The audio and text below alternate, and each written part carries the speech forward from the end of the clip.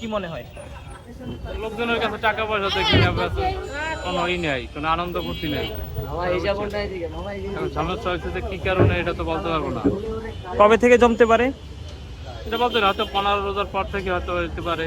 কিছু বেতন পাইলে তারপরে আপনার বাসা বাড়ি ভাড়া টাড়া পাইলে বাড়তে পারে।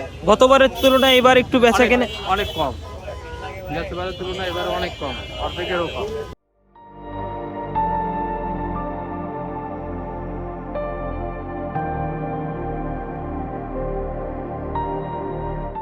নিউ মার্কেটে গ্যাস এবারের তুলনায় তো মনে করেন এবারের বেচা কিনা অনেক কম।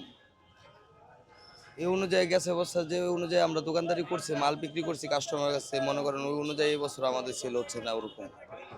মনে করেন পুরা নিউ মার্কেট ভরে মনে করেন এই ইলেকশন হওয়ার পর থেকেই মনে করেন বেচা কিনার একটু ড্যাম খাইছে, মানে মার্কেটে একটু লোকজনের আনাগোনা একটু কম।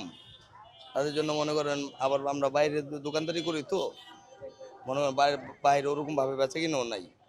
আর ইফতারের পরে কিছু মনে করেন সংখ্যক কাস্টমার নামে, ওই সময় অনুযায়ী মনে করেন কাস্টমার এখানে নিউ মার্কেটে আসে না, বুঝছেন। আগের মতো নিউ মার্কেটে এখানে বেচা কিনা নাই।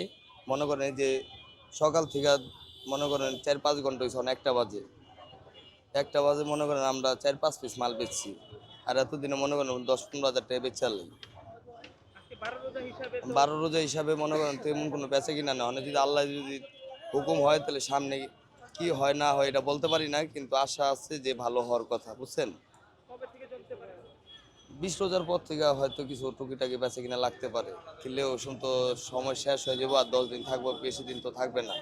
হাতে 4-5 দিন থাকলে ওই সময় মানুষ কেনাকাটা করে। আর এখন মনে করেন দেখে বেশি কিনে কম, এটাই আর কি মনে করেন নিউ মার্কেটের বেচে কিনার দোকানপাটের হিসাব কিতাব, বুঝছেন। তো ঈদের সময় তো জমে নেই ভাই, এক রমজান তো ধরে তো 10 রমজান দিল, বেচা কিনি তো নাই, অবস্থা ভয়ঙ্কর।